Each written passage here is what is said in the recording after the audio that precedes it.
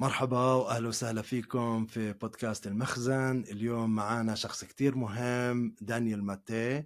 دانيال ماتي هو موسيقي ومعالج سيكولوجي، كمان كاتب كتب مع الدكتور جابور ماتي.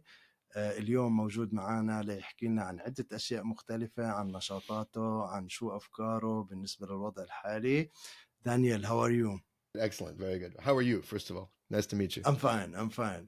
I'm fine. I've Okay, been looking good. forward for this meeting, and excuse me, my English is not my first language. So if there is anything that I've missed, please just Oh, go no, ahead. it's great. Your English is worlds better than my Arabic.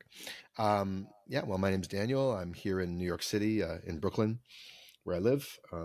I'm from Canada originally, Vancouver. I am an author so far of one book. I co-wrote The Myth of Normal with my father, Gabor Mate. We're working on a second book together right now. I hope to write books of my own at some point in the not too distant future. I have a mental chiropractic service that I offer to people, which is something I made up. I just came in from a walk with somebody. I do these special walks with people by phone or in person where I help them get their minds unstuck. Because as human beings, our minds can get stuck. So that's what I do. Creatively and professionally, I've trained and practiced as a musical theater composer and lyricist. So writing songs for musicals. Mm-hmm. And yeah, that's it. Since October 8th, I guess, I've been pretty active online in various ways, just trying to be a voice of sanity and of truth and amplifying other voices that are doing the same thing. So I take it that's how we came into each other's orbit. And I'm really glad Absolutely, to be here. absolutely. I've been following you online and really interested in talking about this journey of realization.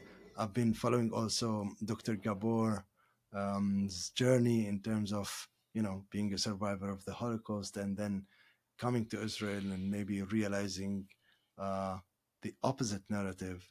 And I'm curious, how were you brought up? Was it also you had your own journey, involved in Zionism, or yeah, I'd love to hear that. Well, our journeys were pretty different. We grew up in different eras, and he didn't have him as a dad. I did.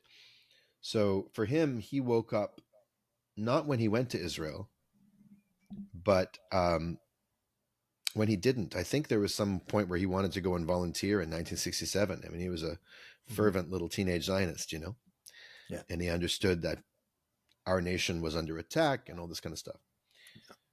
But he didn't end up going, and instead he went to university and he started reading.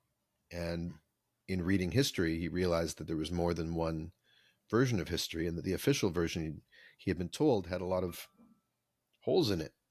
And he was a student radical opposed to the Vietnam War, and he noticed that the same media and the same institutions that were telling him that the U.S. was over in Vietnam for good, noble, spreading democracy reasons were the same ones that were telling him that Israel was a plucky little heroic nation in a dark, dangerous neighborhood and needs our support. Yeah. So it just, in terms of, if one thing was untrue, then what else is untrue? So that's what got him on his journey. By the time I was born, he had already taken the red pill, the red, green, and black pill, and but somehow he still sent us kids to a Zionist summer camp.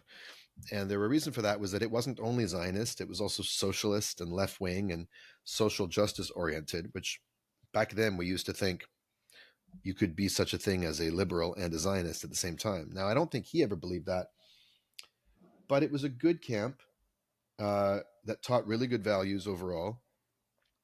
There weren't a lot of options for Jews growing up in my part of Canada. It was either that or a very, very right-wing Zionist camp. And his brothers had both been camp directors at this camp, and he had been a lifeguard. And we were sort of a not royalty there, but we were an important family at that in that camp ecosystem. So he sent us, and I loved it there, and so did my brother, and so did my sister. Now he obviously taught us that there was another story, and so I arrived at camp distrusting the story my Israeli counselors were telling me, and they were surprised when a little 12-year-old kid would fight back and say, "What about the Nakba?" I wasn't so sure of myself, but I knew that there was some hole in what they were saying. Yeah. Um, and there was a certain amount of room for disagreement there because it was a progressive camp.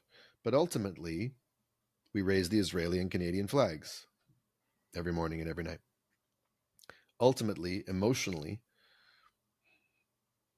whatever your opinions were, whatever criticism you had of the Israeli government, whether you believed in negotiating with the PLO or not, whether you thought the occupation was wrong or not, ultimately the bottom line assumption is Israel is the source of our Jewish identity, Yeah. and we have to love it and try to make it a better place. If we're going to criticize it, it's from that perspective. That's about as far as we could go.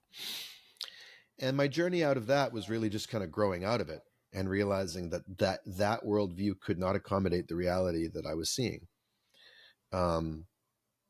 Especially as we got further and further away from the illusion of Oslo, which was supposed to change everything. I was living in Israel when Oslo was signed. I was living on a kibbutz in the Negev. Wow. Not ideologically, but just I did a year program that this summer camp was affiliated with. It Mm-hmm. seemed like a fun thing to do after high school. And it wasn't as much of a brainwashing trip as Birthright is, which is just a couple of weeks long, and they take you when you're younger, and they take you to the Holocaust museums in Europe, the concentration camps, and then they take you to Israel and show it as the antidote and the opposite. It wasn't manipulative like that. We lived on a kibbutz with people. I worked in the fields, and we understood that it was a complicated reality, but we never were really allowed to meet Palestinians either. We knew about Palestinians, but so it did its ideological work more subtly by omission, Mm-hmm. you know? And they would excuse it with, oh, there's security concerns about bringing uh, this person from the territories to speak to you, you know? Yeah. Which, in a nice, smiling, liberal way, entrenches the racist assumptions and the bigotry and the kind of intellectual and cultural apartheid that the system like that requires. So as I was there, I was realizing, yeah, you know what, even inside this left-wing progressive Zionist thing, there's these hard limits. And if I really wanted to know the truth, I would have to step way outside of it. Now, I could have used that year to do that. I didn't. I just kind of noticed that was the case. I didn't have the courage to say, fuck this, I'm going to go to Ramallah. I'm going to go see what life's like in Hebron. I'm going to go to Gaza. I could have. Gaza was 10 kilometers away. Yeah. You know, my dad and my brother did that in the coming years. I didn't have that fortitude. I did volunteer for B'Tselem for a couple of days. Yeah. And I took a bus trip up to one of the settlements just to see the villages along the way. But I didn't actually take the risk of finding out who Palestinians were as people. So they remained for me, or I should say you remained for me, a kind of sympathetic abstraction. I knew I identified with your struggle. I knew I thought Israel was wrong, but still I wasn't taking the risk of really getting to know any of you, Mm-hmm. which is still me being captive inside the supremacist side of the equation, right? And then I went back to North America. I went to university, joined an Israeli-Palestinian dialogue group, met some real Palestinians for the first time. They woke me up to some of my own illusions, and then I kind of just let the whole thing drop for a long time. But I knew I was over it. I knew I wasn't a Zionist, and I was never going to be one. Yeah. But I didn't say much about it. Every few years, when Israel would do one of its genocidal bombing campaigns in Gaza, you know, one of these mowing the lawn things, I would post about it angrily on Facebook. When Sheikh Jarrah happened, I'm sure I was posting about it. Mm-hmm. But it wasn't until October 7th, or really October 8th, that I woke up and I said, "Hey, suddenly I have a platform like I've never had before. Like I'm not just talking to Facebook friends anymore. I wrote a book that people are reading. Yeah. People are starting to know who I am, and not just because I'm my dad's son." And I was like, there's some things that need to be said. I don't even know what I'm going to say, but I feel like there's going to be a lot of mystification and a lot of um, confusion. I could feel what was building in the media climate, the propaganda, and I just had this sense that it was going to get really ugly. So I started to speak up, and I haven't stopped. So that Yeah. was my journey. But it's not like I'm one of these kids who had to wake up out of being a teary-eyed, flag-waving Zionist. I never was. I just didn't quite have the clarity and the conviction to say I am against this. Yeah. And that is one of my questions. Like, what drives people, millions of people, to kind of breaking the silence and step up for humanity and against war? Like, this time has no other precedent uh, before, especially with social media. Um, Yeah, well, I mean, I just think it gets to a certain point where, you know, to quote the name of the heroic, one of the first conscientious objector movements in Israel back in the first Intifada was called Yesh Gvul. mhm. Have you heard of those Yeah, guys? Of course you of have. course, of course. And in Hebrew that means there is a limit. Yeah, there's a There's a limit. limit, Yeah. and we never know what the limit is until it's crossed. But what Israel's been doing since October crosses a limit for many people all over the world, including many Jews and including some Israelis. Now, Indeed. I can't speak for Israelis because I'm not living there. I speak to a lot of Israelis, and they tell me that the climate there is terrifyingly stifling, the conformism, the Mhm. authoritarianism. They are afraid, not because of Hamas. They're afraid of their own government. They're afraid of their own people, what would happen to them if they spoke up. For us out here in the rest of the world, people have things to lose, jobs, Yeah, family connections, things like that. But like you said, with the social media making it so painfully obvious every minute of every day what's going on, and just the scale, the unprecedented. I mean, we've never seen a crime like this ever. yeah. You can't compare it to anything. Mm. I don't even need to compare it to the Holocaust because, number one, it's a ridiculous comparison. Uh, Obviously, many differences, including the magnitude of it. But Totally, this has totally. it. But this has its own particular kind of cruelty, qualitatively, not quantitatively, Yeah. because it's being flaunted in front of the entire world, Mm. and the party doing it just doesn't care. They're Yeah. not trying to hide it. The They're just trying to impunity. tell you impunity. Just look away. Whatever we're doing, it's justified. Whatever you, if you're horrified, if you're sickened, if you're crying because you're seeing pictures of babies, remember what happened to us on October 7th. And if that runs out of fuel, then they'll put new fuel into the machine of, oh, guess what else happened? Hmm. And they'll Yeah. just keep making stuff up. Yeah. And meanwhile, you've got the biggest empire in the world, the United States, just nodding its head sagely and saying, this is very sad. We care about Palestinian lives. Now here's another $16 billion worth of 2,000-pound bombs. Yeah. It's Yeah. fucking sick. And and in this moment where people are tired, we've been through COVID, we lived through the Trump presidency, we were told that we had to vote for Biden in order to save democracy, and this is what the Biden presidency does. A lot of people have just had it. There's a limit. Yesh gvul, you know? Yes, it would. So I don't know what it takes, but whatever it takes, that threshold is being crossed every day now for people. And I heard in your question something I agree with, which is that there's something very good about that. Like, of course, we would never wish for this to be what it would take, but here we are.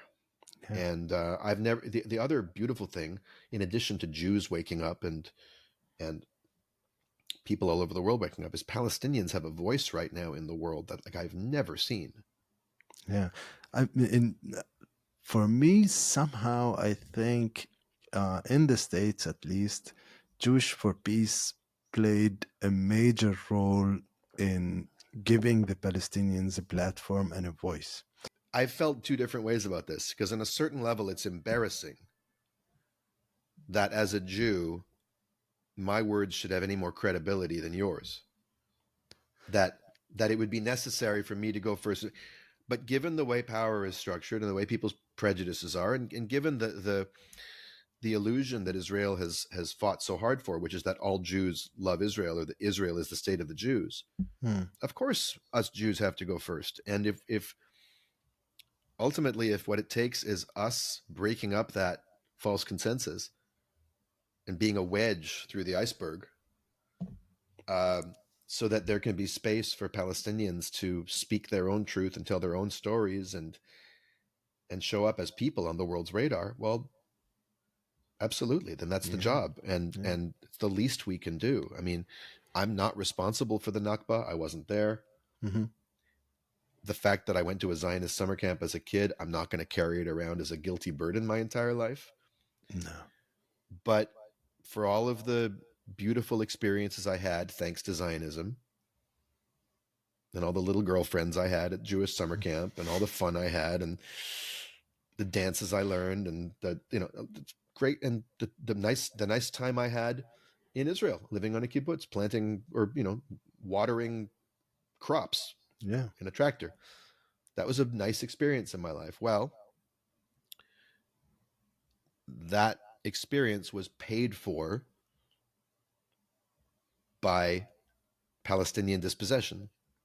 So I'm Hmm. not guilty about it, but the least I can do now is to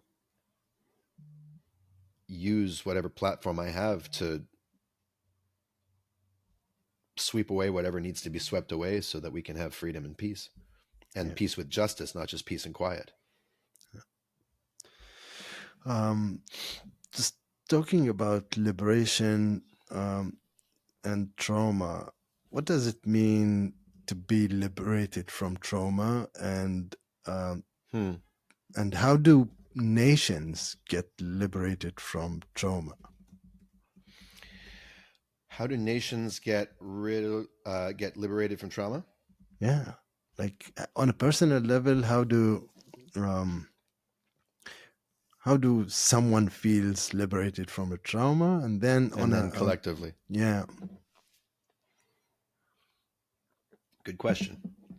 Well, so my dad's the trauma expert. I'm just his hired gun on this book. But since I'm his son and since I'm his co-author, I will deputize myself as qualified to speak about it a little bit. Trauma, you have to understand what trauma is, first of all. Yeah. If you define trauma as bad things happening to you, then I've got some bad news for you. You will never get free from it because you can never make it not have happened. Hmm. How am I supposed to get free of the Holocaust if the Holocaust is the trauma and the Holocaust happened and it will never not have happened? Yeah. Same with the Nekba, same thing with anything. Not my Fortunately, that's not what parents trauma getting is. divorced. Not your parents getting divorced, not my dad hitting me when I was 3 because I wouldn't sing happy birthday to him, not anything, right? These things happened and our nervous system remembers them.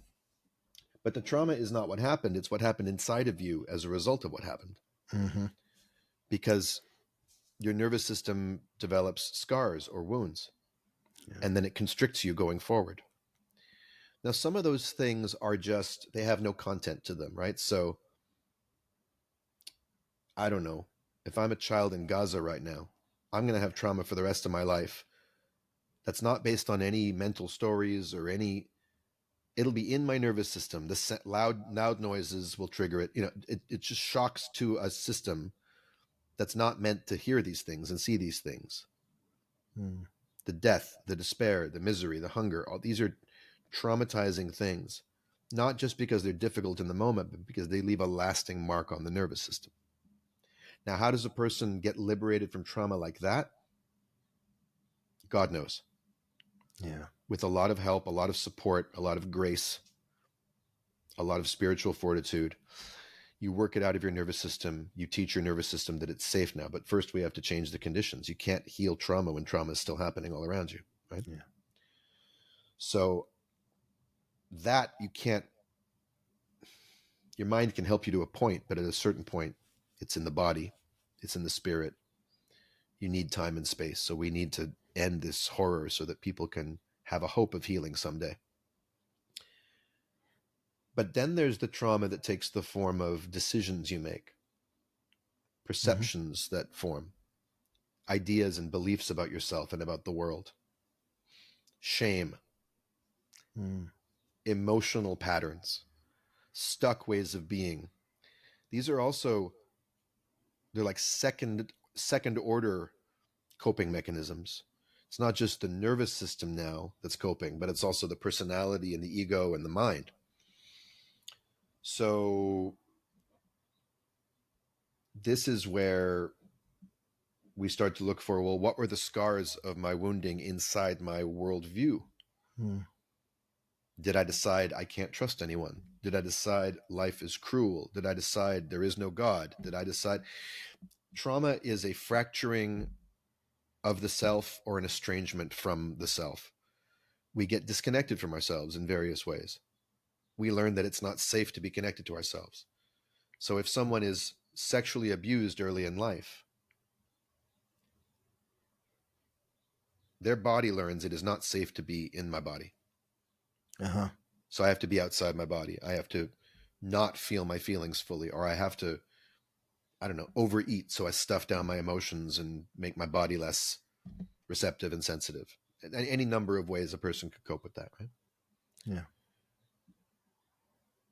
On a more subtle level, if the people who I loved and needed when I was a small child hurt me, I might learn that I have to leave people before they leave me. You know, or if I learned that my parents liked me when I was being funny and clever, but not when I was being emotional, well, then I better not show my emotional side. I better stay on the clever entertainment side of things. I'll become a people pleaser. Or if I didn't feel loved, then maybe I'll work really hard at becoming really likable.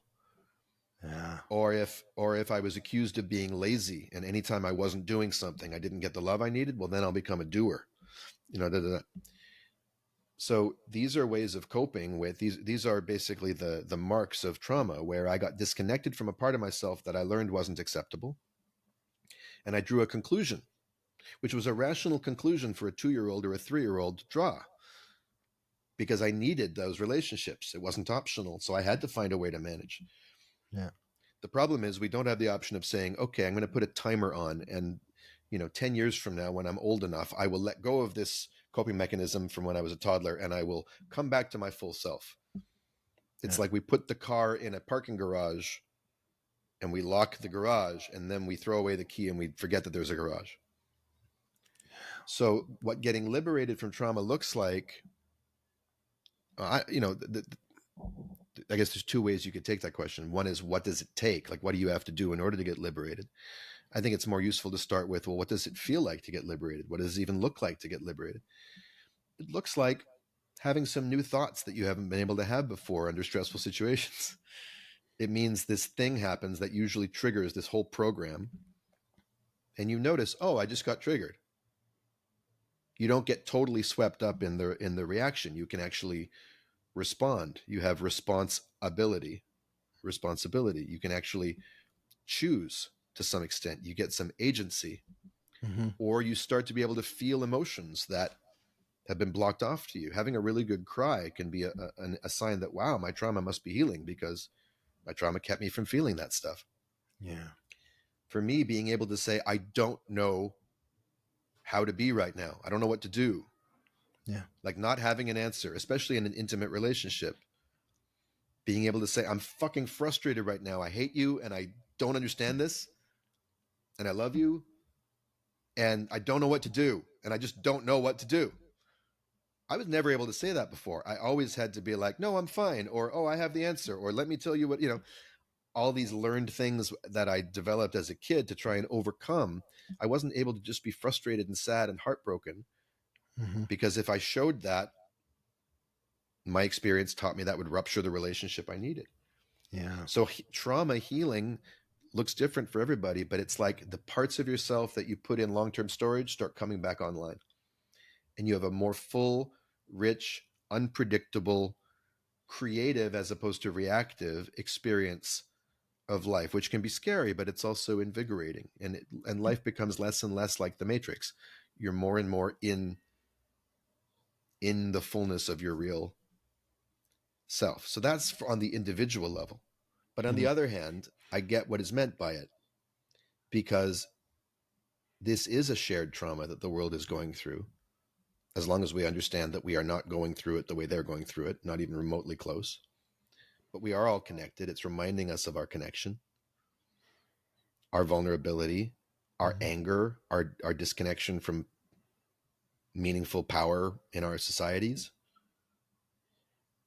Um, and this is a moment of where, while they're being traumatized on the ground,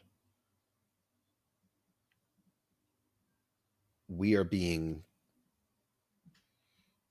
assaulted in our own way with the ongoing continuation of this against our deepest desires. Yeah. So yeah, there is a sense of collective. Now the question is it going to trauma? See, we want to be careful about the use of the word trauma, Yeah. because trauma is by definition a wound that constricts you. Hmm. Just because something hurts doesn't mean it's traumatic. Yeah. You know, if it limits you in the future, if it makes you a smaller version of yourself, Indeed. then that's a trauma. Could have made a So movie a long time ago. that's right. So in a sense, it's like this is waking us up to who we are. In a way, it could be the antidote for trauma in some ways. But yeah, for some people, and for Palestinians out here in the rest of the world, whenever I talk to a Palestinian in Europe or the United States or Canada, and I just casually say, "So, how you doing?" I catch myself. I'm like, "What kind of question is that?" Like, it's not a casual question to ask somebody in this moment. Nobody is doing okay, and I still ask it in this white kind of way of like, it's just a pleasant way to start a conversation. That's a non-loaded question. Mm. You know what I'm saying? Yeah. So just remembering that even as upset as I am by what's going on, there are different people are carrying this in different ways, understandably. Um, I don't know how a people heals a trauma. I can only, I mean, and I certainly wouldn't presume to tell you how your people heals it. Again, how does an abused woman heal the trauma of being in an abusive relationship? Well, first of all, she has to end the abusive relationship. Yeah. And Palestinians are still working on that one. And we need to help them. But I could certainly talk about what would need to happen for Jews to heal our collective trauma, because Uh we huh. could. Hmm. I think we could, and the fact that we're not is the reason this is still going. That's the elephant in the room. This is a case of Jewish trauma gone metastasized, gone absolutely cancerous. And what we're seeing in Israeli society right now, and you're up close with it, you're right there, but I'm seeing the clips from Israeli media Yeah. where people have really broken bad. Like they've fully gone over to the dark side, and they know they have, and they're admitting it. I saw this one Israeli actress on some talk show talking about the humanitarian part of me got murdered on October 7th. I don't care anymore. And then she called Mm. Palestinians smelly animals and disgusting and all kinds of racist shit. But what she said about herself was a lot more interesting. Hmm. She's like, I still consider myself a left winger, sort of, in other areas, but she's like now putting it in quotes. But that part of her is dead. The part that cares universally for human beings, it's dead. The part that thinks that you can hold on to principles no matter what happens is dead. The part that cares at all what the rest of the world thinks and thinks that anyone outside of Israel and outside of the Zionist bubble can be trusted is dead. The part that has any sympathy for any Israeli who cares about Palestinians is dead. Mm. And she said that. Now, that, my friend, is someone confessing trauma. Hmm. Now, she has two options, just as Israel does. You can double down on that, which is what she's doing in this moment, saying, I don't care. I've broken bad and I'm going to keep going on that path. If it drags me to hell and back, I'm going. Yeah. And that's what the Nazis did, and that's what crazy societies do. Another possibility is to say, oof, what an awful world to be living inside of. This feels horrible. I'm devastated inside. These emotions are more than I know what to do with, and my mind wants me to hate those people. Mm. And something in my heart says, no, I'm still connected to that. And I'm really struggling. And then you leave a crack open, then there's some vulnerability. But right now, the Israelis who are doubling down on this and the government who is exploiting them and making sure that they do by feeding them more and more lies and propaganda is building an occupation wall around people's hearts. Yeah. It's building an internal emotional apartheid system against vulnerability, and it's outlying any form of resistance. I mean, everything that's happening on the outer level is happening on the inner level. And you might say that what's happening on the outer level is just a reflection of what's happened inside the Jewish psyche. And just to take it all the way back to the source, and then I'll wrap up this answer. This was all predictable actually from the beginning. And the earliest critics of Zionism, the earliest Jewish critics of Zionism back in the early 20th century, said so. They said, look, yes, Jewish history has been hard, and we've Mm-hmm. been wounded, and we've been kicked around, and we've been persecuted. And one meaning we could make is that, oh, we need to become like all the other nations and have an army and have a state and have borders and have a demographic majority and dominate other people Yeah. and develop a racist point of view that says, we're not kicking anyone human off their land. There's no one here. Or we're justified because we're superior. We could do that, they said. But if we do, it'll kill us in a deep way that we'll never recover from. That's a bigger that's anti-Semitism is. Mm. But that's not the path that was chosen. The path that was chosen was no, we're going to do it anyway. And that's a deep self-rejection. That's a deep saying no to what is, which is to be alive and to be Jewish, especially, is a vulnerable thing. So, Israel, even if I can understand the impulse to want to create a Jewish state, Yeah. the whole thing was built around we must never let ourselves be victims again because there's something shameful about being victimized. We have shame about being Yeah. victimized. We're going to take that shame out on other people, turn them into victims, and then hate them for it. And that's what you see. But the question is, which I think you answered already, but was how could a victim become, victimize other people? And is trauma or collective trauma or wound has to do something with it? Yeah, And that's the easiest thing in the world. The victim just needs to make a certain decision. I'm never going to be in that position again. Mhm. I hate my victimhood. Yeah. My victimhood meant that God was dead or that I screwed up. Essentially, on some level, it was my fault for letting it happen. Yeah, I was. And and I need to change my entire way of seeing the world. So no more Mr. Nice Jew. And it could also happen to it's happened to Arabs too. It Yeah, could I easily mean, happen to there's nothing stopping Palestinians from becoming the next Zionists if history allowed you to go colonize somewhere. Or you could imagine I don't know much about Hamas, but you could imagine a fundamentalist government kicking all the Jews out. Let's just say that the most extreme mhm, stereotypical demand was met and all the Jews left, or some mhm, of them stayed. You could imagine a fundamentalist government coming and taking out the anger and the frustration and becoming very and the victim becoming the victimizer. You could see it. yeah, It's yeah, happened throughout and history. It's nothing. There's nothing particularly unique about it here, except that it's rare, as Gidon Levy says, the Israeli mhm, journalist, yeah, to have the victim become the victimizer but still claim to be the victim. yeah. Israel does that better than anyone. I mean, the killing of 12,000 kids in Gaza has affected people around the world. Uh, what will it leave in the spirit and soul of humanity? What will this scar? Will it be a scar for humanity? Will it leave something in the humanity? You're asking the wrong human. I don't have access to these kinds of. these kinds of future predictions. Um, I think it's worth noting that a scar is a place of toughness. There's no nerve endings in a scar. It's numb. Mm. And that's sometimes the best we can do. So it might toughen us up in some ways. But I would Yeah. hope that instead of leaving a scar or just a scar, that it would also just dig a big hole, Yeah.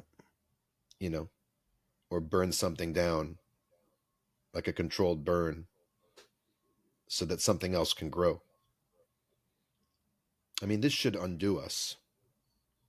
This should level us. This should destroy us in a way.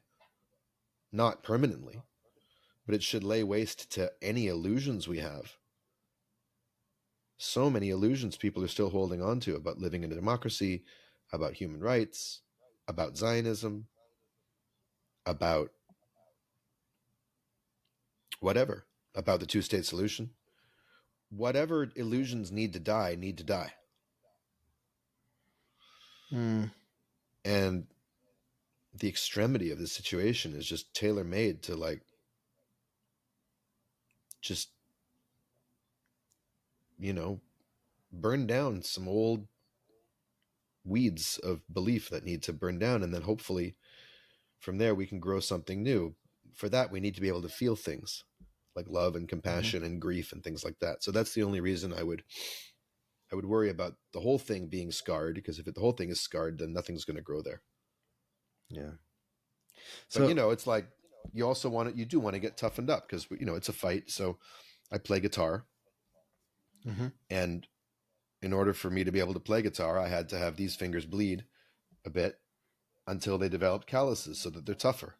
And that's okay. Hmm. I'm not sacrificing my ability to feel overall. I have this tough area of this surface of my skin where that'll help me play guitar, but it hasn't toughened up my heart. It doesn't mean I can't feel the instrument. So it's about being strategic about where we want to get tough and where we want to remain soft. Yeah. And do you think this 5 months long carnage, right? I don't know how do you want to describe this, if it's a carnage or um w- is it made to make us feel numb and kind of stop caring and just um yeah, just stop worrying about it anymore, just stop caring, stop watching the news and just get over it and continue with other lives. Is it made for that? Is it made by who? Like by the Israeli government, in making this war become so long. Yeah. it, Yeah, do they want us? I'm sure that's Yeah. part of the psychology. The I don't know if they have it planned out like that, Hmm. but it certainly does have that potential. Yeah, but do you think people are starting to kind of forget about it, I'm not or? seeing people forgetting about it at all. Someone just burned himself alive in front of the Israeli embassy in Washington, D.C. Saw that. I saw that. He died, An American soldier. an American Yeah. soldier. Yeah. Things like that don't happen when people are forgetting. Yeah. There's a lot of people in the world who can't sleep because of this. They can't forget this if they tried. And in an election year, I think any hope Israel has that this is just going to go away. You notice that the protests haven't gotten any smaller. People are still coming out every weekend in London and Paris, here in New York. My social media is still full of it. Uh, People are talking about it more than ever. More and more collaborations are happening. More and more projects are getting off the ground. It's very fertile ground. Yeah. So yes, I think there is a psychological operation going, and it might be working on some people, but I doubt it's working well enough for Israel to feel very comfortable about it. Yeah. Because this And this is exposing things about Israel that people will never be able to unsee. This will yeah. forever. It already has. any legitimacy Israel had left in the on the world stage with people Hmm. is dead. Yeah. And um,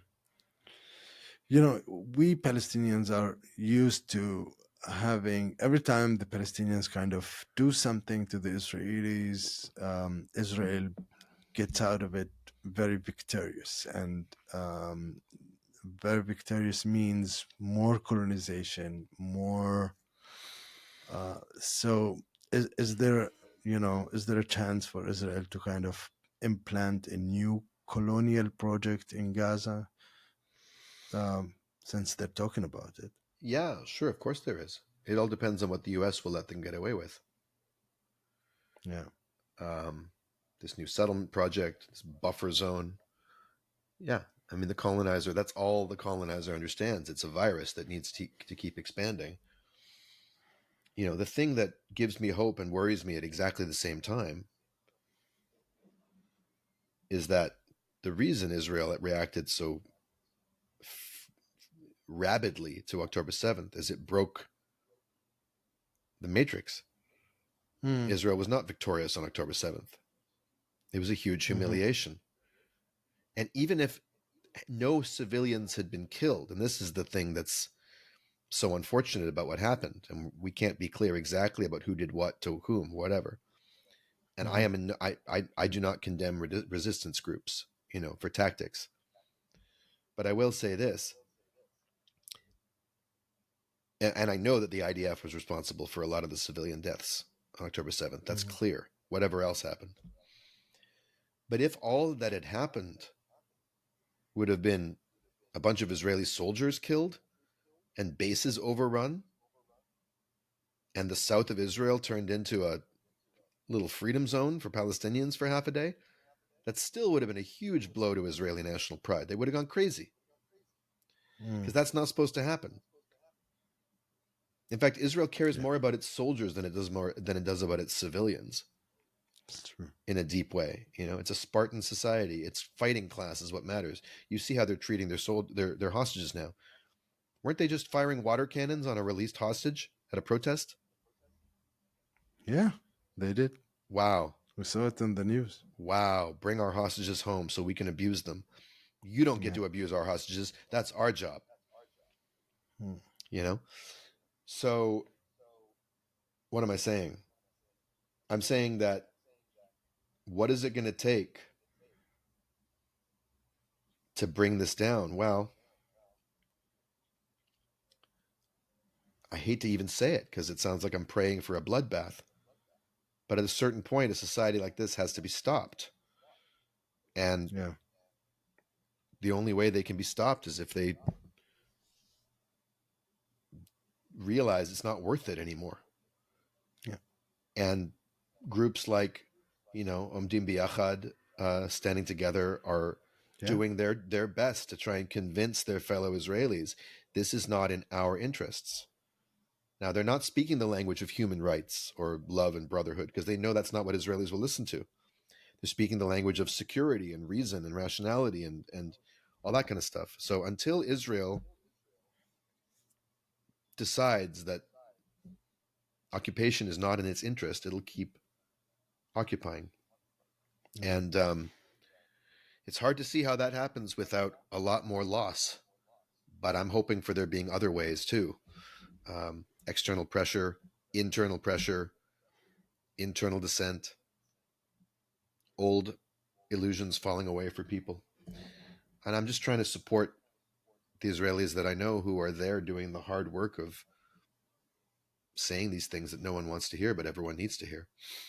And this brings me to a question like, what makes you not fear the backlash of being such an activist online, um knowing that it could harm your career, harm your musical career, your author career?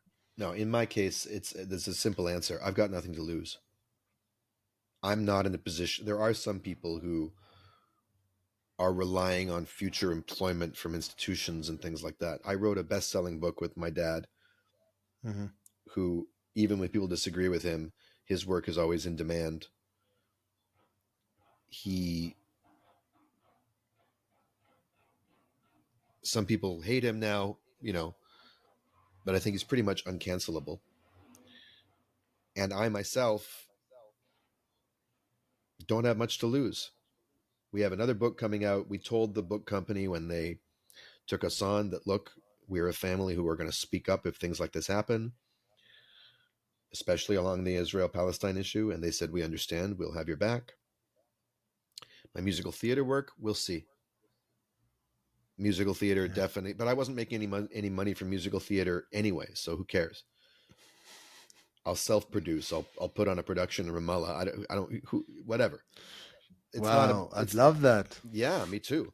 It's not about And I mean, it should happen. I need to collaborate. I need to do something there for sure. I'm Um, more than happy to, connect you, welcome you, go for a walk with you. that would be amazing. It's been so long. It's been 30 years since I was in that land. Wow. Yeah.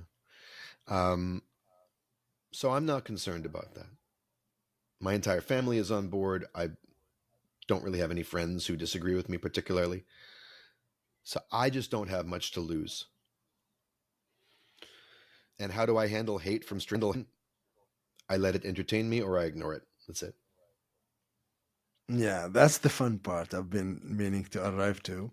Um, so you're picking on some real good stuff online, and it seems like you just wait for it, and they give you, they feed you the Yum, yum, yum, jokes. yum, yum. It's fun. It's fun to see all these posts you've been making, Yeah, well, that's what I and do on Twitter. And then I bring screenshots over to Instagram. There's just, and that's particularly me going after paid propagandists. I'm not yeah, quite that cruel to just ordinary Zionists, civilians. yeah, If they come at me yeah, with respect, I'll talk to them with respect. I'll tell them, I'll have enough respect to tell them I think they're full of shit, but I'm not going to call them names or. But with these hacks, these Goebbels types like Elon Levy hmm, and Chen Mazig and Shai Davidai and Michael Rappaport and just all these lunatics. Uh, and they're bots. they're just, and yeah, exactly. Um, they make it so easy because everything they say is a lie. Every Hmm. thought, every tweet is based on a false premise. It's so false that not even the opposite is true, as they say in Hungarian. So Yeah, it's very easy if you have a satirical bone in your body to poke fun at it. And similar with, I yeah. don't know if you saw the song that I co-wrote and did the voice of Bibi for, but I wrote a song it's on YouTube, of Uh Biden huh. and Bibi singing a love song to each other. Nothing's going to stop us now after the ICJ ruling. I should, I should, I should search for that. I didn't know about it. Sorry. Yeah, me and the podcaster Katie Halper, who's a friend of mine, co-wrote it, and I did the voice of Bibi, and Mike McRae did the voice of Biden, and just it was so easy to make fun of them. Now there's really dark humor, because they're singing Yeah. about, if the strip runs out of Gazans, we'll go kill their cousins. Nothing's going to stop us now. It's to the tune of that 1980s song.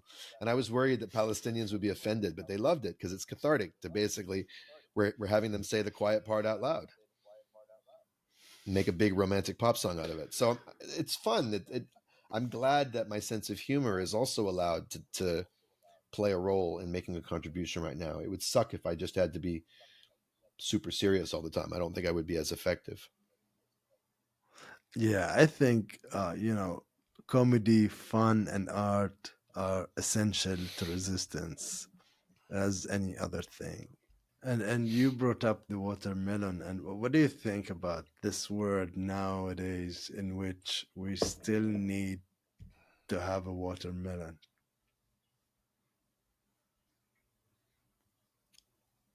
I mean, I like watermelons, but it's a shame that we need a euphemism for a country, for a people, Mm. that it's not speakable. So I heard someone today was posting about how we need to start using strawberries for Gaza. specifically, you know. Yeah. Um, But yeah, like our freedom and the word's freedom has been connected through it this. is. Like, It absolutely is. Because you're the most unfree people on the planet. You've been occupied for the longest. You've been kicked around and dicked around for the longest by the most number of people. It's not just like you have the Jews who are your enemy, and if you just dealt with the Jews, you'd be fine. No, you got the fucking whole Arab world that's betrayed you, and the West. I mean, the liberation of Palestine would require the overturning of so many oppressive systems. And I heard one Palestinian musician talk about how saving the planet is connected to it because Palestinians are uniquely, the culture is so much about the land. hmm, You know, from the what is it called, tatriz, the weaving, yeah, where you weave in actual place images of different yeah, places it's into the fabric of hmm, what you wear. The lyrics, the cuisine, the music. It's this irrepressible vault of memory and a connection to a land. And I heard someone else say that when you ask a Zionist about the land, they say it belongs to us. When you ask a Palestinian about the land, they say we belong to it. And that's an indigenous understanding of land. And the only way we're going to save the earth from the insanity of capitalism, which is totally tied to colonial imperialism too, is by waking up to we hmm, actually belong to the earth. So there's something, there's a wisdom, there's a knowledge, there's a memory that Palestinians are carrying for all of us in a lot of ways. And again, part of me cringes to say that because it turns Palestinians into some kind of noble. I don't know, like I think of Avatar or something. You know that movie with the blue space yeah, people who are just the righteous victims of the. You're not. You're human beings. You're fully yeah, fleshed out yeah, three-dimensional human beings. But on the poetic hmm, level, on the mythic level, absolutely. And on the political level, the fate of hmm, Palestine has huge consequences for the fate of the world. yeah. And there's a whole side of environment uh, to this war that nobody's talking about. Not only the magnitude of the destruction, but all these, fighter jets, all these bombs, all these emissions, affecting our planet as well. 100%. And then there's just take a look at the relationship of the Israeli occupation to trees. Hmm. Or more recently, this video of a bunch of settlers who stole like 300 lambs from a Palestinian farmer. Hmm. Just the relationship to nature is so brutal and so hostile. Yeah. In the name of loving a land and venerating a land and making a land holy, it's actually, years from now, it will be a fascinating study in collective psychosis. Hmm. Right now, it's a little obscene to be fascinated by it because it's still happening and we need to stop it. But it's pretty remarkable. Yeah. And, Palestinian liberation is showing the world something. I'm starting to think that the collective breakdown of the way unhealed Jewish trauma, the disaster of that, is also showing the world something about the dangers of not healing trauma. And I am Hmm. heartbroken and gutted and ashamed and sometimes embarrassed that it's my people that's showing the world this, but it is. On the other hand, I am on the other side of my people and we're showing the world something else. Hmm. And Yeah. I look at Israelis, and when I'm not morally outraged by them, I'm deeply, deeply sad for what they've become. It's like watching a zombie movie where your cousins have turned into monsters, and there's very little of the part of them that you could reach left, but you still try. Yeah. And if Yeah. and you have to actually let go of the certainty that you can never reach them. That at a certain point, I might just have to take sides against them because my allegiance to humanity is more important than the fact that we have the same bloodline. But of course, it's it's horrific. It's horrific what's happened to the Jewish mind, heart, and soul, and the collective. And I hope there's some opportunity in it. I hope we can reconnect with each other somehow. I hope it's, you have to pray for a miracle because there's nothing linear in the offing that's coming anytime soon that gives me any sense of like, oh, good, I can wait for that. That'll be great. Hmm. And I think your position is like standing up for justice despite all the cultural and heritage. That's a brave in itself, Wow, I mean, which I admire. thank you. But I would reframe it slightly. I'm standing up for justice because of my cultural heritage. Hmm. I'm standing up for justice in spite of what my cultural heritage has been mutated into. But that, I think Zionism killed a lot about Jewish cultural heritage, or at least put it to sleep. I'm trying to wake it up. Speaking out for the oppressed, it's a pretty Jewish value. Hmm. Satirizing the ridiculousness of power and authority and hubris and arrogance, and understanding that human beings are very small parts of this universe. That's pretty Jewish. Yeah. Thinking critically, intellectually, and being able to hold multiple contradictory truths at the same time. I kind of think we sort of invented that, or at least we're up there with the Greeks and the Arabs, and I'm trying to reclaim some of the best of what makes us us, because Zionism makes us and Yeah, I just makes us remembered Zionism that. makes us into just like anybody else. Daniel, thank you very much. Thank you for coming on the podcast Al Makhzan.